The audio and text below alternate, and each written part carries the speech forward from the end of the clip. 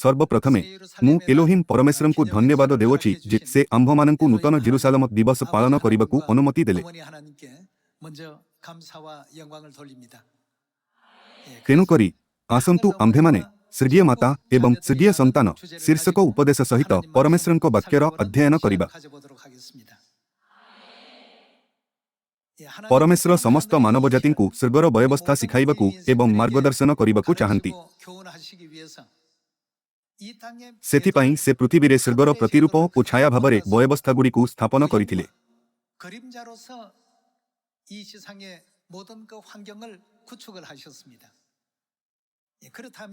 ଆସନ୍ତୁ ଆମ୍ଭେମାନେ ମାତା, ପିତା ଏବଂ ସନ୍ତାନ ଏହି ଶବ୍ଦଗୁଡ଼ିକ ବିଷୟରେ ଚିନ୍ତା କରିବା।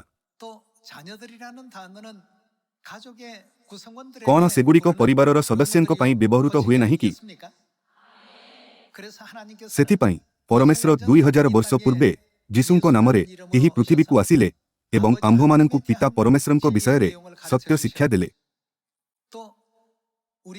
ସେ ଆମ୍ଭମାନଙ୍କୁ ମାତା ପରମେଶ୍ୱରଙ୍କ ବିଷୟରେ ମଧ୍ୟ ଶିକ୍ଷା ଦେଇଥିଲେ ଏବଂ ଏହା ମଧ୍ୟ ଯେ ଆମ୍ଭେମାନେ ପରମେଶ୍ୱରଙ୍କ ସନ୍ତାନ ଅଟୁ।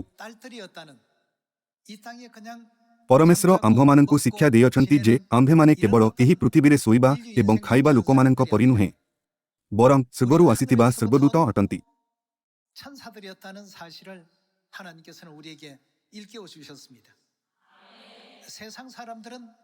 ଦୁନିଆର ଲୋକମାନେ ମାତା ପରମେଶ୍ୱରଙ୍କ ସତ୍ୟ ବିଷୟରେ ବୁଝନ୍ତି ନାହିଁ ଏବଂ ସେହି ସତ୍ୟକୁ ମଧ୍ୟ ବୁଝନ୍ତି ନାହିଁ ଯାହା ପରମେଶ୍ୱର ବାଇବଲରେ ପ୍ରକାଶ କରିଅଛନ୍ତି। ଫଳସ୍ୱରୂପ ସେମାନେ ପିତା ପରମେଶ୍ୱର ଏବଂ ମାତା ପରମେଶ୍ୱରଙ୍କୁ ସମ୍ପୂର୍ଣ୍ଣ ରୂପରେ ବୁଝିବାରେ ଅସମର୍ଥ ଅଟନ୍ତି। ଏହି ଦିନ ମାଧ୍ୟମରେ ସ୍ୱର୍ଗୀୟ ସନ୍ତାନମାନେ ନିଜକୁ ପୁଣି ଥରେ ପଚାରୁଥାଇ ଏହା ଚିନ୍ତା କରିବା ଉଚିତ, ଯଦି ଆମ ପାଖରେ ମାତା ପରମେଶ୍ୱର ନଥାନ୍ତେ ତେବେ ଆମ୍ଭେମାନେ କ'ଣ ପରମେଶ୍ୱରଙ୍କ ସନ୍ତାନ ହୋଇଥାନ୍ତୁ? ସମସ୍ତ ଲୋକ ଆସନ୍ତୁ ଏହି ପୃଥିବୀର ବ୍ୟବସ୍ଥାଗୁଡ଼ିକୁ ନିଶ୍ଚିତ କରିବା। ଯଦି ଶାରୀରିକ ମାତା ନଥାନ୍ତେ ତେବେ ଆଜି କ'ଣ ଆପଣ ଏଠାରେ ଉପସ୍ଥିତ ହୋଇପାରିଥାନ୍ତେ? କ'ଣ ଆପଣ ଆପଣଙ୍କର ପରିବାରର ସଦସ୍ୟ ହୋଇପାରିବେ କି? କ'ଣ ଆପଣ ଏପରି ସ୍ଥିତିରେ ଥାନ୍ତେ ଯେଉଁଠାରେ ଆପଣ ଆପଣଙ୍କ ପିତାଙ୍କୁ ପିତା ବୋଲି ଡାକିପାରିବେ? କ'ଣ ଆପଣ ଆପଣଙ୍କ ଭାଇମାନଙ୍କୁ ଭାଇ ଏବଂ ଭଉଣୀମାନଙ୍କୁ ଭଉଣୀ କହିପାରିବେ? ଏସବୁ ପଛରେ କ'ଣ ଅଛି ଯାହା ଆପଣଙ୍କୁ ଏପରି କରିବାରେ ସକ୍ଷମ କରିଥାଏ? ଏହି ସମସ୍ତ କେବଳ ଆପଣଙ୍କ ମାତାଙ୍କ କାରଣରୁ ସମ୍ଭବ ହୋଇଅଛି।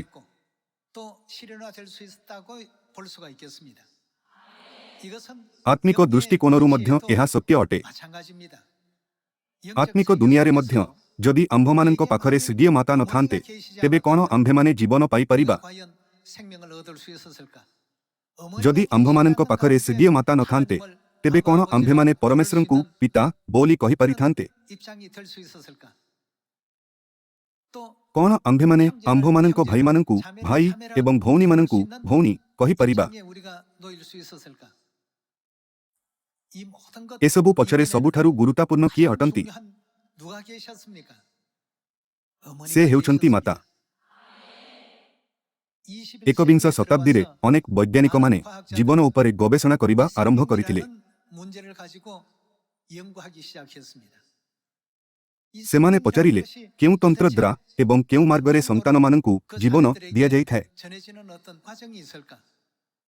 ସେମାନେ ଜାଣିବାକୁ ପାଇଲେ ଯେ ଜଣେ ମାତାଙ୍କର ମାଇଟୋକଣ୍ଡ୍ରିଆ ତାହାଙ୍କ ସନ୍ତାନମାନଙ୍କୁ ଦିଆଯାଇଥାଏ। ଜଣେ ପିତାଙ୍କର ମାଇଟୋକଣ୍ଡ୍ରିଆଲ ଜିନ୍ ସନ୍ତାନମାନଙ୍କୁ ଦିଆଯାଏ ନାହିଁ।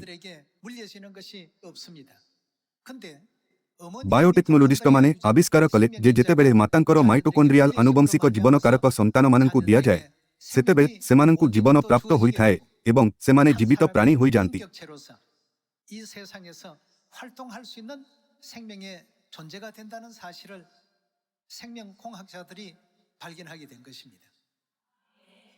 ତେବେ ଏହିପରି କାର୍ଯ୍ୟ କରିବା ପାଇଁ ଏହି ସମସ୍ତ ସିଦ୍ଧାନ୍ତଗୁଡ଼ିକ କିଏ ସୃଷ୍ଟି କରିଅଛନ୍ତି? କଣ ପ୍ରକାଶିତ ବାକ୍ୟ ଅଧ୍ୟାୟ 4 ପଦ 11ରେ ଲେଖା ନାହିଁ ଯେ ପରମେଶ୍ୱର ସବୁକିଛି ଆପଣା ଇଚ୍ଛାନୁସାରେ ସୃଷ୍ଟି କରିଅଛନ୍ତି? ସ୍ୱର୍ଗୀୟ ସନ୍ତାନମାନେ ସେତେବେଳେ ଅସ୍ତିତ୍ୱରେ ରୁହନ୍ତି ଯେତେବେଳେ ସ୍ୱର୍ଗୀୟ ମାତାଙ୍କ ଅସ୍ତିତ୍ୱ ଥାଏ। କଣ ଏହା ସତ୍ୟ ନୁହେଁ ଯେ କେବଳ ସ୍ୱର୍ଗୀୟ ସନ୍ତାନମାନେ ହିଁ ପରମେଶ୍ୱରଙ୍କୁ ପିତା ଏବଂ ମାତା କହିପାରିବେ ଏବଂ ପରସ୍ପରକୁ ଭାଇ ଭଉଣୀ ବୋଲି କହିପାରିବେ?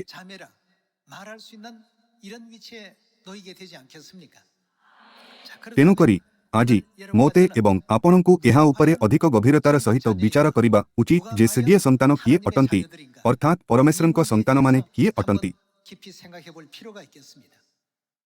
ସନ୍ତାନ ଏବଂ ପିତାମାତାଙ୍କ ସମ୍ପର୍କରେ ଏପରି କିଛି ରହିଥାଏ ଯାହା ପିତାମାତା ନିଜ ସନ୍ତାନମାନଙ୍କୁ ଦେଇଥାନ୍ତି। ମାତାପିତା ସେମାନଙ୍କ ମାଂସ ଏବଂ ରକ୍ତକୁ ନିଜ ସନ୍ତାନମାନଙ୍କୁ ପ୍ରଦାନ କରନ୍ତି। ଆତ୍ମିକ ଭାବରେ ମଧ୍ୟ ସମାନ ଅଟେ। ଯେଉଁମାନେ ପରମେଶ୍ୱରଙ୍କ ମାଂସ ଏବଂ ରକ୍ତ ଉତ୍ତରାଧିକାରରେ ପ୍ରାପ୍ତ କରନ୍ତି ସେମାନେ ପରମେଶ୍ୱରଙ୍କ ସନ୍ତାନ ଅଟନ୍ତି। ପରମେଶ୍ୱର ଏହି ସିଦ୍ଧାନ୍ତକୁ ନୂତନ ନିୟମର ନିସ୍ତାର ପର୍ବର ସତ୍ୟରେ ରଖିଲେ। କଣ ପରମେଶ୍ୱର ନିସ୍ତାର ପର୍ବର ରୋଟିକୁ ତାହାଙ୍କ ମାଂସ ଏବଂ ନିସ୍ତାର ପର୍ବର ଦ୍ରାକ୍ଷାରସକୁ ତାହାଙ୍କ ରକ୍ତ କହୁଥାଇ ମାନବଜାତି ପାଇଁ ତାହାଙ୍କ ସନ୍ତାନ ହେବାର ପଥ ଖୋଲି ନାହାନ୍ତି?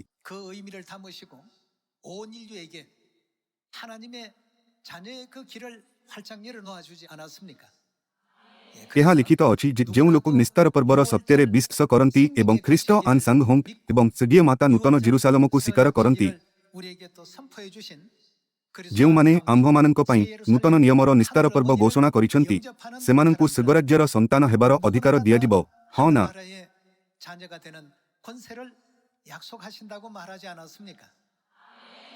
ଆମ୍ଭେମାନେ ରୋମିଓ ପୁସ୍ତକ ମାଧ୍ୟମରେ ଏହାକୁ ନିଶ୍ଚିତ କରିପାରିବା। ଶାସ୍ତ୍ରରେ ଲେଖାଅଛି ଯେ ଆତ୍ମା ସାକ୍ଷ୍ୟ ଦିଅନ୍ତି ଯେ ଆମ୍ଭେମାନେ ପରମେଶ୍ୱରଙ୍କ ସନ୍ତାନ ଅଟୁ। ଆଜି ଆସନ୍ତୁ ଆମ୍ଭେମାନେ ରୋମିଓ ଅଧ୍ୟାୟ 8କୁ ଯାଇ ଏହାକୁ ନିଶ୍ଚିତ କରିବା। ରୋମିଓ ଅଧ୍ୟାୟ 8 ପଦ 16।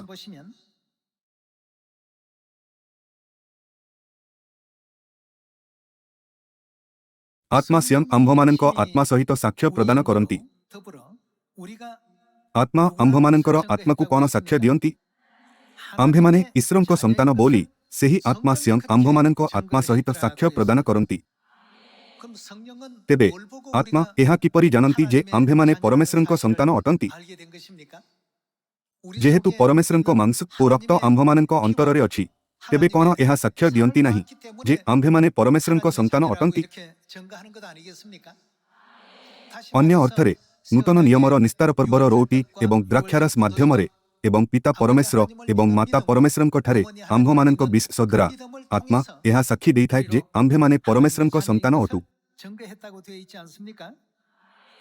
ଆସନ୍ତୁ ପଦ 17 ଦେଖିବା। ଆଉ ଯଦି ସନ୍ତାନ, ତେବେ ଉତ୍ତରାଧିକାରୀ, ଅର୍ଥାତ୍ ଯଦି ଖ୍ରୀଷ୍ଟଙ୍କ ସହିତ ଗେରବାନ୍ତ ମଧ୍ୟ ହେବା ନିମନ୍ତେ ଆମ୍ଭେମାନେ କେଉଁଥିରେ ଅଂଶୀ ହୋଇଥାଉ, ଆମ୍ଭେମାନେ ତାହାଙ୍କ ସାଙ୍ଗରେ ଦୁଃଖ ଭୋଗ କରୁ, ତେବେ ଈଶ୍ୱରଙ୍କ ଉତ୍ତରାଧିକାରୀ ଓ ଖ୍ରୀଷ୍ଟଙ୍କ ସହୁତ୍ତରାଧିକାରୀ ଅଟୁ। ବାଇବଲ କୁହେ ଯେ ଆମ୍ଭମାନଙ୍କୁ ଦୁଃଖର ସମ୍ମୁଖୀନ ହେବା ଉଚିତ, କିନ୍ତୁ ସେହି ଦୁଃଖଗୁଡ଼ିକ କିଛି ନୁହେଁ। ପଦ 18, କାରଣ ମୋ ବିଚାରରେ ଯେଉଁ ଗେରବ ଆମ୍ଭମାନଙ୍କ ପ୍ରତି ପ୍ରକାଶିତ ହେବ, ତାହା ତୁଳନାରେ ଏହି ବର୍ତ୍ତମାନ କାଳର ଦୁଃଖ ଭୋଗ। ଆମ୍ଭମାନଙ୍କର ବର୍ତ୍ତମାନର କଷ୍ଟ କିପରି ଅଟେ? କିଛି ହିଁ ନୁହେଁ।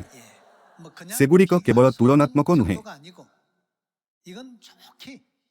ବରଂ ତୁଳନା କରିବା ପାଇଁ ମଧ୍ୟ ଯୋଗ୍ୟ ନୁହନ୍ତି।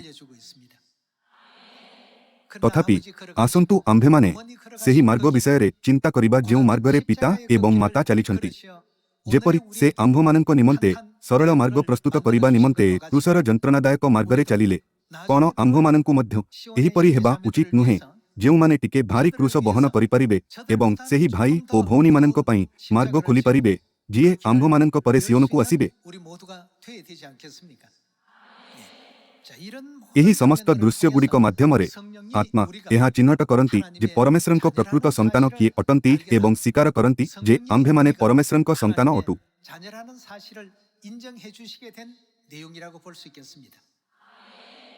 ଏହି ଦୁନିଆରେ 8 ଆରବ ଲୋକ ଅଛନ୍ତି। କଣ ସେମାନେ ସମସ୍ତେ ପରମେଶ୍ୱରଙ୍କ ସନ୍ତାନ ଅଟନ୍ତି? ପରମେଶ୍ୱରଙ୍କ ସନ୍ତାନମାନଙ୍କର କେତେକ ବିଶେଷତ୍ୱ ଅଛି। ସେମାନଙ୍କଠାରେ ପରମେଶ୍ୱରଙ୍କ ମାଂସ ଏବଂ ରକ୍ତ ରହିବା ଉଚିତ। ଏହା ସହିତ ଏହା କେବଳ ତାହାଙ୍କ ମାଂସ ଏବଂ ରକ୍ତ ପାଇବା ବିଷୟରେ ନୁହେଁ, ବରଂ ଏହା ସ୍ୱୟଂ ପରମେଶ୍ୱରଙ୍କ ଦ୍ୱାରା କରାଯାଇଥିବା ନିୟମ ଅଟେ। ଏହା ହେଉଛି ସେହି ସିଦ୍ଧାନ୍ତ ଅର୍ଥାତ୍ ବିଶେଷତା ଯାହା ସ୍ୱର୍ଗୀୟ ସନ୍ତାନମାନଙ୍କୁ ସ୍ୱର୍ଗୀୟ ପିତାଙ୍କୁ ପିତା, ସ୍ୱର୍ଗୀୟ ମାତା ମାତା, ଭାଇମାନଙ୍କୁ ଭାଇ ଏବଂ ଭଉଣୀମାନଙ୍କୁ ଭଉଣୀ ବୋଲି ଡାକିବାକୁ ଅନୁମତି ଦେଇଥାଏ।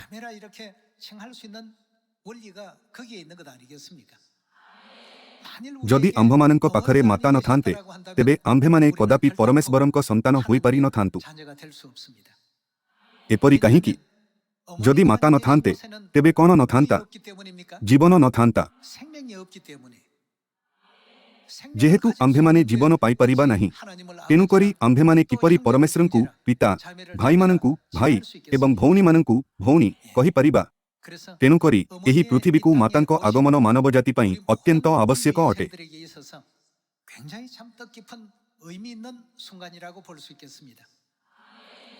ଏହା ଅସ୍ୱୀକାର କରାଯାଇପାରିବ ନାହିଁ ଯେ ଜୀବନ କେବଳ ସେହିଠାରେ ଅଛି ଯେଉଁଠାରେ ମାତା ଅଛନ୍ତି। ପ୍ରେମ କେବଳ ସେହିଠାରେ ପ୍ରବାହିତ ହୁଏ ଯେଉଁଠାରେ ମାତା ଅଛନ୍ତି ଏବଂ ଶାନ୍ତି କେବଳ ସେହିଠାରେ ଅଛି ଯେଉଁଠାରେ ମାତା ଅଛନ୍ତି। କ'ଣ ବାଇବଲ ଏବଂ ଭବିଷ୍ୟଦ୍ବକ୍ତାମାନେ ଏହିପରି ଭାବରେ ସାକ୍ଷ୍ୟ ଦିଅନ୍ତି ନାହିଁ କି? ହଁ, ସେମାନେ ଦିଅନ୍ତି। କେବଳ ଯେତେବେଳେ ମାତା ଏହି ପୃଥିବୀକୁ ଆସିବେ, ତେବେ ସବୁଠାରୁ କ୍ଷୁଦ୍ର ଏକ ବଳବାନ ଗୋଷ୍ଠୀ ହୋଇଯିବ। କେବଳ ଯେତେବେଳେ ମାତା ଆସିବେ, ସେତେବେଳେ ସବୁଠାରୁ ଛୋଟ 1000 ହୋଇଯିବ। ଆରମ୍ଭ ଧୀର ହୋଇପାରେ, କିନ୍ତୁ ଯେତେବେଳେ ମାତା ଆସିବେ ତେବେ କ'ଣ ହେବ? ଏହା ବହୁତ ସମୃଦ୍ଧ ହୋଇଯିବ। ପରିତ୍ରାଣର କାର୍ଯ୍ୟ ଏବଂ ସୁସମାଚାରର ବିଷୟରେ ଚିନ୍ତା କରନ୍ତୁ। ବାଇବଲରେ ଏକ ଭବିଷ୍ୟବାଣୀ ଅଛି ଯେ ଆମ୍ଭମାନଙ୍କ ସୁସମାଚାର ସମୀରଣରେ ଏବଂ ପୃଥିବୀର ପ୍ରାନ୍ତ ପର୍ଯ୍ୟନ୍ତ ପ୍ରଚାର କରାଯିବ। ତଥାପି ଯଦି ମାତା ଏହି ପୃଥିବୀକୁ ନ ଆସନ୍ତି ଏବଂ ଆମ୍ଭମାନଙ୍କ ସହିତ ନ ରୁହନ୍ତି, ତେବେ ଏହି ସୁସମାଚାର ପୃଥିବୀର ପ୍ରାନ୍ତ ପର୍ଯ୍ୟନ୍ତ ପ୍ରଚାର କରାଯାଇପାରିବ ନାହିଁ। କ'ଣ ଯୀଶୁ ପ୍ରାୟ 2000 ବର୍ଷ ପୂର୍ବେ ଏହା ବିଷୟରେ ଭବିଷ୍ୟବାଣୀ କରିନଥିଲେ କି?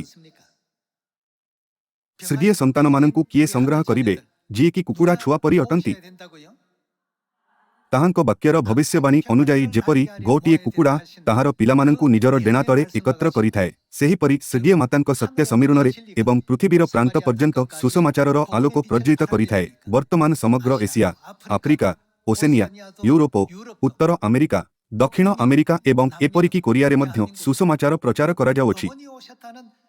ସ୍ୱର୍ଗୀୟ ମାତା ଆସିବାର ସୁସମାଚାର ପ୍ରକୃତରେ ସୁସମାଚାରରେ ସବୁଠାରୁ କେନ୍ଦ୍ରୀୟ ଏବଂ ଗୁରୁତ୍ୱପୂର୍ଣ୍ଣ ଶିକ୍ଷା ଅଟେ। ଯେହେତୁ ମାତାଙ୍କର ଅସ୍ତିତ୍ୱ ଅଛି, ତେଣୁକରି ଜୀବନ ଅଛି। ଯେହେତୁ ମାତାଙ୍କର ଅସ୍ତିତ୍ୱ ଅଛି, ତେଣୁକରି ପ୍ରେମ ଅଛି। ଯେହେତୁ ମାତାଙ୍କର ଅସ୍ତିତ୍ୱ ଅଛି, ତେଣୁକରି ଖୁସି ଅଛି। କ'ଣ ଏଥିପାଇଁ ଆମ୍ଭେମାନେ ଆମ୍ଭମାନଙ୍କର ଗୃହନଗରକୁ ମନେ ପକାଇନଥାଉ? କ'ଣ ଏହି କାରଣରୁ ଆମ୍ଭେମାନେ ଆମ୍ଭମାନଙ୍କର ଗୃହନଗରକୁ ପ୍ରେମ କରୁନାହୁଁ? ଅବଶ୍ୟ ପିତା ଆମ୍ଭମାନଙ୍କ ଗୃହନଗରରେ ଅଛନ୍ତି। ପିତା ପ୍ରେମ ଅଟନ୍ତି ଏବଂ ମାତା ପ୍ରେମ ଅଟନ୍ତି। ଆମ୍ଭମାନଙ୍କ ସ୍ୱର୍ଗୀୟ ପିତାଙ୍କ ଅଦୃଶ୍ୟ ପ୍ରେମ ଏବଂ ବଳିଦାନ, ଯିଏକି ନୀରବରେ ଆମ୍ଭମାନଙ୍କ ପାପକୁ ସହ୍ୟ କରିଥିଲେ, ଏପରିକି ଆପଣା ରକ୍ତ ଝରାଇବା ଏବଂ କ୍ରୁଶ ଉପରେ ମରିବା ପର୍ଯ୍ୟନ୍ତ, ଏହା ଏପରି କିଛି ଅଟେ ଯାହା ଆମ୍ଭେମାନେ କେବେ କମ୍ କରିପାରିବା ନାହିଁ। ତଥାପି ଯେତେବେଳେ ପିତା ଦ୍ୱିତୀୟ ଥର ଏହି ପୃଥିବୀକୁ ଆସିଲେ, ସେତେବେଳେ ସେ ଏହି ବାକ୍ୟଗୁଡ଼ିକୁ ଆମ୍ଭମାନଙ୍କ ପାଇଁ ଛାଡ଼ିଲେ। ଇଲିଶା ଏଲିୟଙ୍କୁ ଅନୁସରଣ କଲେ, ଜିହୋଶୁଆ ମୋଶାଙ୍କୁ ଅନୁସରଣ କଲେ, ପିତର ଯୀଶୁଙ୍କୁ ଅନୁସରଣ କଲେ। ଆଉ ପିତା କ'ଣ କହିଲେ ଯେ ସେ କାହାକୁ ଅନୁସରଣ କରନ୍ତି? ମୁଁ ମାତାଙ୍କୁ ଅନୁସରଣ କରେ। ପିତା ସେହି ସନ୍ତାନମାନଙ୍କ ପାଇଁ ଯେଉଁମାନେ ଜାଣନ୍ତି ନାହିଁ ଯେ ବିଶ୍ୱାସର କେଉଁ ପଥରେ ଚାଲିବା ଉଚିତ ମାତାଙ୍କୁ ଅନୁସରଣ କରୁଥାଇ ଉଦାହରଣ ଦେଖାଇଅଛନ୍ତି। କାରଣ ତୁମ୍ଭମାନଙ୍କ ପ୍ରତି ମୁଁ ଯେପରି କରିଅଛି, ତୁମ୍ଭେମାନେ ମଧ୍ୟ ଯେ ସେପରି କର, ଏଥିପାଇଁ ମୁଁ ତୁମ୍ଭମାନଙ୍କୁ ଗୋଟିଏ ଆଦର୍ଶ ଦେଖାଇଅଛି। କ'ଣ ସେ ଏହି ସନ୍ଦେଶକୁ ତାହାଙ୍କ ହସ୍ତଲିଖନରେ ଛାଡ଼ି ନାହାନ୍ତି କି? ସ୍ୱର୍ଗାରୋହଣ ପୂର୍ବରୁ ପିତା ମୋତେ ଡାକିଲେ ଏବଂ କହିଲେ, ମାତା ଯାହା କିଛି କୁହନ୍ତି ତାହା ଧ୍ୟାନର ସହିତ ଶୁଣ। ଯଦି ଆପଣ ମାତାଙ୍କ ବାକ୍ୟର ପାଳନ କରନ୍ତି, ତେବେ ଆପଣଙ୍କୁ ଶୋଇଥିବା ସମୟରେ ମଧ୍ୟ ଚାଉଳର କେକ୍ ମିଳିବ। ଏକତା ଏବଂ ସଦ୍ଭାବ ପାଇଁ ଯାହା ମାତା ସର୍ବଦା ଆମ୍ଭମାନଙ୍କୁ ଶିଖାଇଥାନ୍ତି, ସିଓନର ସମସ୍ତ ସଦସ୍ୟମାନଙ୍କୁ କେଉଁ ପ୍ରକାରର ହୃଦୟ ରଖିବା ଆବଶ୍ୟକତା ଅଛି? କ'ଣ ଆମ୍ଭେମାନେ ପରସ୍ପରକୁ ପ୍ରେମ କରୁଥିବା ହୃଦୟ ରଖିବା ଉଚିତ ନୁହେଁ କି? ପିତା ଏବଂ ମାତା ପ୍ରକୃତରେ ସନ୍ତୁଷ୍ଟ ହୁଅନ୍ତି ଯେତେବେଳେ ଆମ୍ଭେମାନେ ଆମ୍ଭମାନଙ୍କର ହୃଦୟରେ ମାତାଙ୍କ ଶିକ୍ଷାକୁ ଖୋଦିତ କରିଥାଉ ଏବଂ ପିତା ଏବଂ ମାତାଙ୍କ ହୃଦୟରେ ଆମ୍ଭମାନଙ୍କର ପ୍ରତ୍ୟେକ ଭାଇ ଓ ଭଉଣୀମାନଙ୍କର ଯତ୍ନ ନେଇଥାଉ। ସେମାନେ ପ୍ରକୃତରେ ଅନୁତାପର ଜୀବନ ଅତିବାହିତ କରୁଛନ୍ତି। ସେମାନେ ଦେଖୁଅଛନ୍ତି ଯେ ଆମ୍ଭେମାନେ ଏକାଠି ରହିବା ପାଇଁ ଯଥାସମ୍ଭବ ପ୍ରୟାସ କରୁଅଛୁ, ଏପରିକି ସେହି ସଦସ୍ୟମାନଙ୍କ ସହିତ ମଧ୍ୟ ଯେଉଁମାନେ ସବୁବେଳେ ସହମତ ହୁଅନ୍ତି ନାହିଁ। ସମସ୍ତ ଲୋକ ଘରେ ସନ୍ତାନମାନେ ନିଜ ନିଜ ଭାବନା ଅନୁଯାୟୀ କାର୍ଯ୍ୟ କରିଥାନ୍ତି। ସେମାନେ କେବଳ ତାହା ଭୋଜନ କରନ୍ତି ଯାହା ସେମାନେ ପସନ୍ଦ କରନ୍ତି ଏବଂ କେବଳ ସେହି କାର୍ଯ୍ୟ କରନ୍ତି ଯାହା ସେମାନେ ଉପଭୋଗ କରନ୍ତି। କିନ୍ତୁ ମାତା ନିଜ ପସନ୍ଦର ସମସ୍ତ ଜିନିଷ ତ୍ୟାଗ କରିଦିଅନ୍ତି ଏବଂ ନିଜ ସନ୍ତାନମାନଙ୍କୁ ପସନ୍ଦକୁ ସମର୍ଥନ କରନ୍ତି। ଆମ୍ଭେମାନେ ସିଓନର ସନ୍ତାନମାନଙ୍କର ହୃଦୟ ଏହିପରି ହେବା ଉଚିତ। ଯଦି ମାତା ଆମ୍ଭମାନଙ୍କର ପାପ କ୍ଷମା କରିବା ନିମନ୍ତେ ଏହି ପୃଥିବୀକୁ ଆସି ନଥାନ୍ତେ, ତେବେ ମାତା ସ୍ୱର୍ଗରେ ଆନନ୍ଦ ଉପଭୋଗ କରିଥାନ୍ତେ।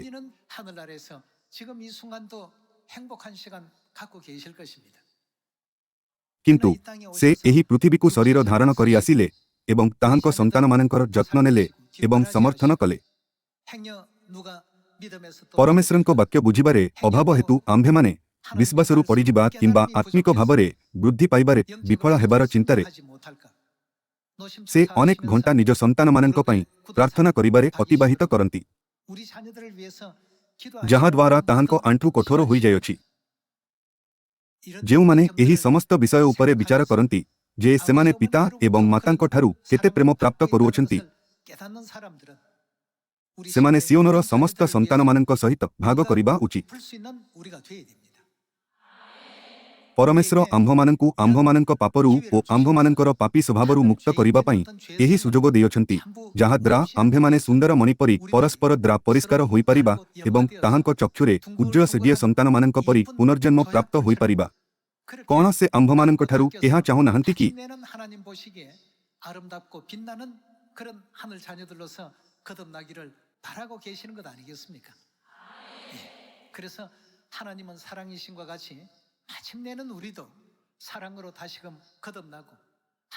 ଯେପରି ପରମେଶ୍ୱର ପ୍ରେମ ଅଟନ୍ତି, ଠିକ୍ ସେହିପରି ପରମେଶ୍ୱର ଚାହାନ୍ତି ଯେ ଆମ୍ଭେମାନେ ସ୍ୱର୍ଗରେ କରିଥିବା ସମସ୍ତ ପାପକୁ ଦୂର କରି ପ୍ରେମ ଦ୍ୱାରା ପିତା ଏବଂ ମାତାଙ୍କ ପରି ତାହାଙ୍କ ସନ୍ତାନ ଭାବରେ ପ୍ରେମ ଦ୍ୱାରା ପୁନର୍ଜନ୍ମ ହେଉ।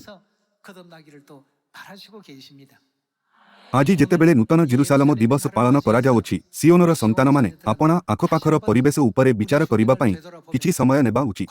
ଆମ୍ଭମାନଙ୍କର ଭାଇ ଓ ଭଉଣୀମାନଙ୍କ ସୁରକ୍ଷା ଏବଂ ଯତ୍ନ ନେବା ଏବଂ ସେମାନଙ୍କୁ ସ୍ୱର୍ଗକୁ ନେଇଯିବା ପାଇଁ ଆମ୍ଭେମାନେ ଯଥାସମ୍ଭବ ପ୍ରୟାସ କରିଅଛୁ କି ନାହିଁ, ସେ ବିଷୟରେ ଚିନ୍ତା କରିବାର ସମୟ ଆସିଅଛି।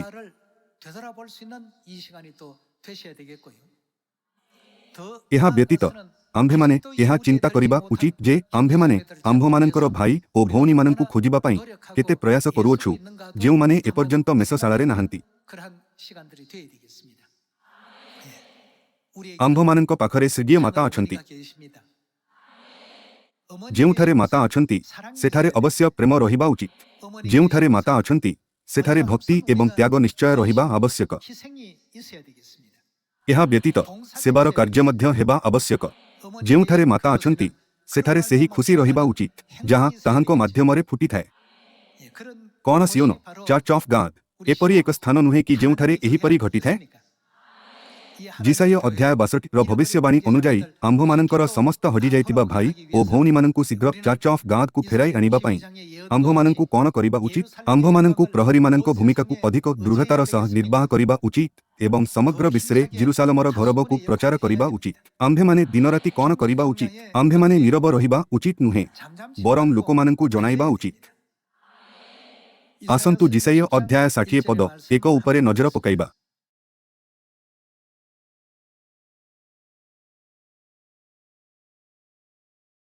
ଅଧ୍ୟାୟ 60 ପଦ 1।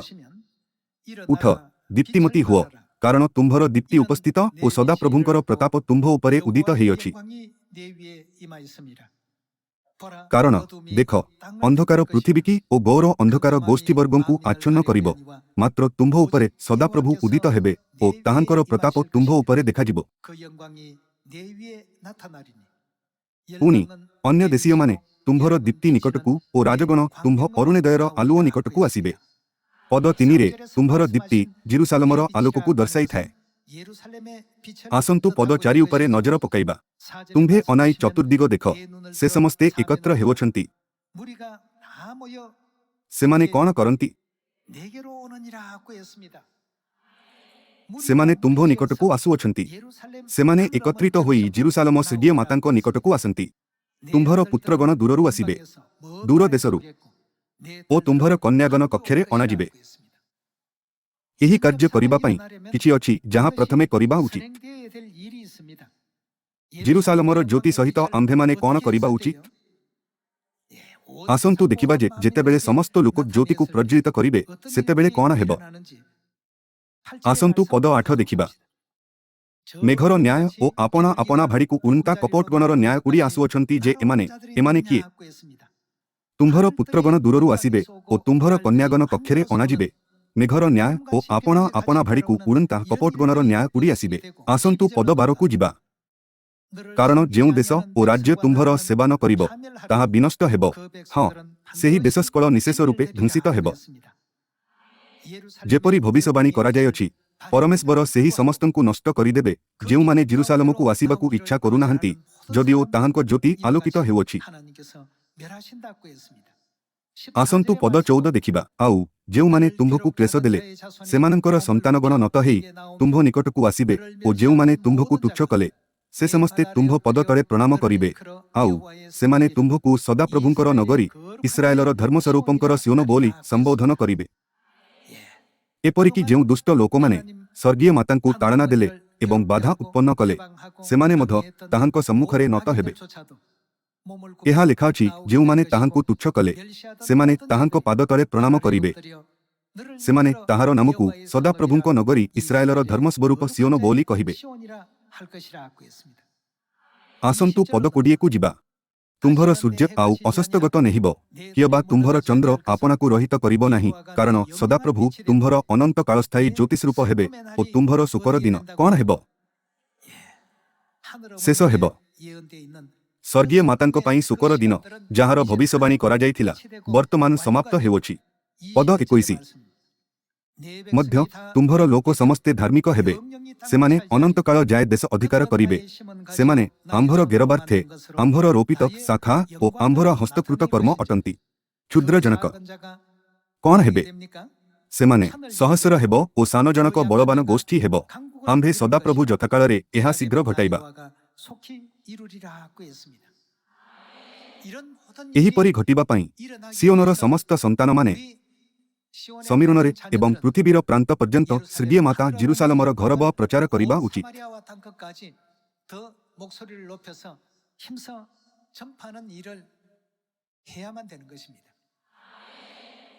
समग्र विश्वरे आंभमानंक सियोनर समस्त सदस्य मानंक पई आपण कोन भाबंती जे एही संतान माने काहार संदेश सुनियछंती जे सेमाने एठाकु उडी आसुअछंती जेपरी भविष्यवाणी रे कुहा जाय अछि सेमाने स्वर्गीय माता जेरुसालेमंक संदेश सुनियछंती एवं वर्तमान सेमाने मन परिवर्तन करी ताहांको निकटकु फेरी आसुअछंती समस्त लोक जेहेतु एहा बाइबलर भविष्यवाणी अटे तेनु करी आंभमानंकु भविष्यवाणी अनुଯାयी कार्य करिबा उचित आंभमानंक पाखरे आंभमानंक पिता परमेश्वर माता परमेश्वर एवं आंभमानंक भाई ओ भौणी माने अछंती कोन एथिपाई बाइबल एवं भविष्यद्वक्ता माने आंभमानंकु स्वर्गराज्यर परिवार बोली कुहंती नाही कि वास्तवरे आंभेमाने स्वर्गीय परिवार अटंती जेहेतु लोक माने जानंती नाही जे राजा मानंकर राजा ओ प्रभु मानंकर प्रभु परमेश्वर आंभमानंकर पिता ओ माता अटंती तेणुकरी सेमाने आंभमानंकु निर्तना करि पारंती ओ आंभमानंकु परिहास करि पारंती एवं आंभमानंकु तिरस्कार करि पारंती किंतु कोन सेमाने एहा जानि परिबे नाही जे स्वर्गराज्य केतेबेले आसीबो सेही दिन सेमान सबु किछि जानि जिबे सेमाने लज्जारे निज मस्तककु मध्य उठाई परिबे नाही जेपरी धनी लोक एवं लाजारंको दृष्टांतरे वर्णना करा जाय अछि सेमाने केते ईर्षापरायण हेबे जेतेबेले सेमाने देखिबे जे जेउ मानंकु सेमाने ताळना देइथिले सेमाने परमेश्वरंको कोଳରେ आराम प्राप्त करूअछंती जेतेबेले कि सेमाने नरकरे अछंती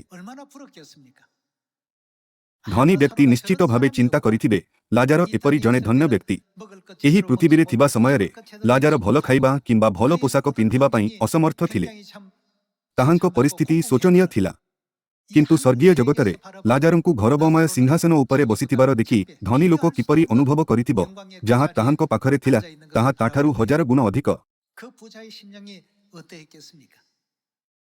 आजि ଏହି ବିଶ୍ୱସ୍ତରୀୟ ଗ୍ରାମରେ 8 ଆରବ ଲୋକ ଅଛନ୍ତି। ତଥାପି ସେମାନେ ଜାଣନ୍ତି ନାହିଁ ଯେ ଆମ୍ଭେମାନେ କିଏ ଅଟୁ। ସେମାନେ ଏହା ବୁଝିପାରନ୍ତି ନାହିଁ ଯେ ଆମ୍ଭେମାନେ ଯେଉଁମାନେ ପିତା ଓ ମାତାଙ୍କର ସେବା କରନ୍ତି କେତେ ମହାନ ଅଟନ୍ତି।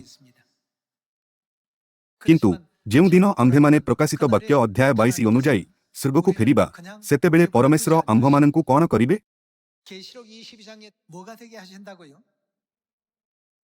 ସେ ଆମ୍ଭମାନଙ୍କୁ ଅନନ୍ତକାଳୀନ ମହିମା ପ୍ରଦାନ କରୁଥାଇ ସ୍ୱର୍ଗର ରାଜକୀୟ ଯାଜକ କରିବେ।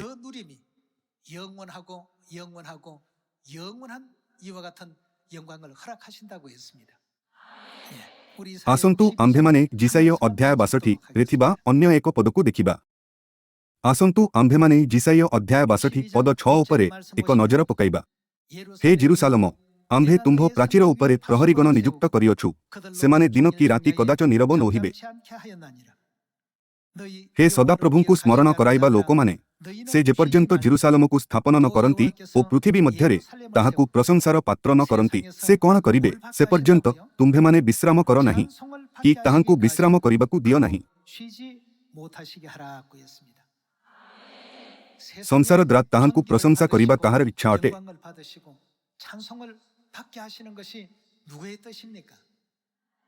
ଏହା ପିତା ପରମେଶ୍ୱରଙ୍କ ଇଚ୍ଛା ଅଟେ। ଏହା ଆମ୍ଭମାନଙ୍କର ସମସ୍ତ ସ୍ୱର୍ଗୀୟ ପରିବାରର ସଦସ୍ୟମାନଙ୍କର ମଧ୍ୟ ଇଚ୍ଛା ଅଟେ। ଯେତେବେଳେ ଆମ୍ଭେମାନେ ସେହି ସମସ୍ତ ସମୟକୁ ଦେଖିବା ଯାହା ସ୍ୱର୍ଗୀୟ ମାତା ତାହାଙ୍କ ସନ୍ତାନମାନଙ୍କ ନେତୃତ୍ୱରେ ଅତିବାହିତ କରିଅଛନ୍ତି, ତେବେ ସେ ପ୍ରକୃତରେ ଅଧିକ ଗୌରବ ପ୍ରାପ୍ତ କରିବା ପାଇଁ ଯୋଗ୍ୟ ଅଟନ୍ତି।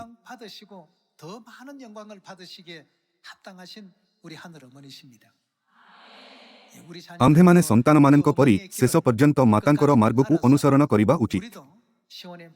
ଆସନ୍ତୁ ଆମ୍ଭେମାନେ ସିଓନର ସମସ୍ତ ସନ୍ତାନମାନଙ୍କୁ ପ୍ରେମ ଦେଉଥାଇ ପରସ୍ପର ସହିତ ଏକତ୍ରିତ ହେବା। ପାପୀ ଭାବରେ ଆମ୍ଭମାନଙ୍କ ନିମନ୍ତେ ପରସ୍ପରକୁ ଘୃଣା କରିବା କିମ୍ବା ଈର୍ଷା କରିବା ଗ୍ରହଣୀୟ ନୁହେଁ। କଳ୍ପନା କରନ୍ତୁ ଯେ ପୃଥିବୀରେ ଆମ୍ଭେମାନେ ଯାହା କରୁ ତାହା ସ୍ୱର୍ଗୀୟ ପରଦାରେ ସ୍ୱର୍ଗଦୂତମାନଙ୍କ ସମ୍ମୁଖରେ ପ୍ରସାରିତ ହୋଇଥାଏ। ଯଦି ଆମ୍ଭେମାନେ ହୀନ ଭାବନା କାରଣରୁ ଈର୍ଷାପରାୟଣ ହୋଇଥାଉ, ତେବେ କ'ଣ ହେବ? ଯଦି ଆମ୍ଭେମାନେ ନିଜକୁ ସେପରି ଆଚରଣ କରୁଥିବାର ଦେଖିବା, ତାହାହେଲେ ଆମ୍ଭେମାନେ କେତେ ଲଜ୍ଜିତ ହେବୁ। ମୁଁ ଆଶା କରୁଅଛି ଯେ ସମସ୍ତ ସ୍ୱର୍ଗୀୟ ପରିବାରର ସଦସ୍ୟ ପିତା ଏବଂ ମାତାଙ୍କ ପରି ପ୍ରେମ ହେବେ, କାରଣ ପରମେଶ୍ୱର ପ୍ରେମ ଅଟନ୍ତି। ବର୍ତ୍ତମାନ ଆମ୍ଭେମାନେ ବର୍ଷ ଶେଷ ଆଡ଼କୁ ଆଗେଇ ଚାଲିଛୁ। ଆସନ୍ତୁ ଆମ୍ଭେମାନେ ଗତ ଏକ ବର୍ଷ ମଧ୍ୟରେ ଆମ୍ଭମାନଙ୍କର ବିଶ୍ୱାସ ଉପରେ ବିଚାର କରିବା। କ'ଣ ଆମ୍ଭେମାନେ ଏପରି ସନ୍ତାନ ହେଉଛୁ ଯେଉଁମାନଙ୍କ ପାଇଁ ପିତା ଓ ମାତା ଗର୍ବିତ ହୋଇପାରନ୍ତି? ଆମ୍ଭମାନଙ୍କ ଚାରିପାଖରେ ଥିବା ସମସ୍ତ ଲୋକ କହିବା ଉଚିତ, ଚର୍ଚ୍ଚ ଅଫ୍ ଗାଡର ସଦସ୍ୟମାନେ ଭିନ୍ନ ଅଟନ୍ତି। ସେମାନଙ୍କ ପାଖରେ ଭଲ ଗୁଣ ଅଛି। ସ୍ୱର୍ଗୀୟ ମାତା କେଉଁ ପ୍ରକାର ବ୍ୟକ୍ତି ଅଟନ୍ତି ଯିଏକି ସେମାନଙ୍କୁ ମାର୍ଗଦର୍ଶନ କରନ୍ତି? ସେମାନେ ଜିଜ୍ଞାସୁ ହୋଇପାରନ୍ତି ଏବଂ ସ୍ୱର୍ଗୀୟ ମାତାଙ୍କ ବିଷୟରେ ଅଧିକ ଜାଣିବାକୁ ଆଗ୍ରହୀ ହୋଇପାରନ୍ତି। ଏହିପରି ଭାବେ କ'ଣ ଆମ୍ଭେମାନେ ଆମ୍ଭମାନଙ୍କର ଉତ୍ତମ କର୍ମ ଦ୍ୱାରା ଜଗତକୁ ପ୍ରେରିତ କରିବା ଉଚିତ ନୁହେଁ କି? ପରମେଶ୍ୱରଙ୍କ ଅଦୃଶ୍ୟ ଶକ୍ତି ସର୍ବଦା ଆମ୍ଭମାନଙ୍କୁ ସାହାଯ୍ୟ କରେ, ଯେପରିକି ଆମ୍ଭେମାନେ ମନ୍ଦ ମାର୍ଗରେ ପଡ଼ିବା ନାହିଁ, କିନ୍ତୁ ସର୍ବଦା ଧାର୍ମିକତାର ମାର୍ଗରେ ଚାଲିବା ଏବଂ ସ୍ୱର୍ଗରାଜ୍ୟରେ ପହଞ୍ଚିବା।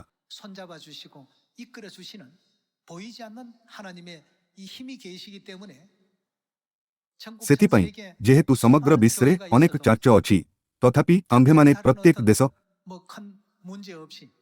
ଏବଂ ସମାଜକୁ ଲାଭଦାୟକ କରିବା ସହିତ ଅନ୍ଧକାର ଜଗତକୁ ଆଲୋକ ଜଗତରେ ପରିଣତ କରୁଥାଇ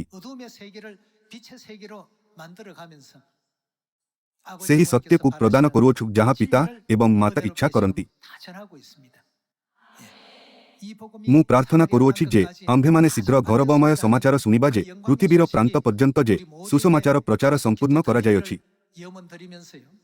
ଏହା ଆଶା କରୁଥାଇ ଯେ ସ୍ୱର୍ଗୀୟ ମାତା ଯିଏକି ଆମ୍ଭମାନଙ୍କ ସହିତ ଅଛନ୍ତି ସର୍ବଦା ନିମନ୍ତେ ଗୌରବ, ସମ୍ମାନ ଏବଂ ପ୍ରଶଂସା ପ୍ରାପ୍ତ କରିବେ। ମୁଁ ଆଜିର ଉପଦେଶ ସମାପ୍ତ କରିବାକୁ ଚାହେଁ। ଆପଣଙ୍କୁ ବହୁତ ବହୁତ ଧନ୍ୟବାଦ।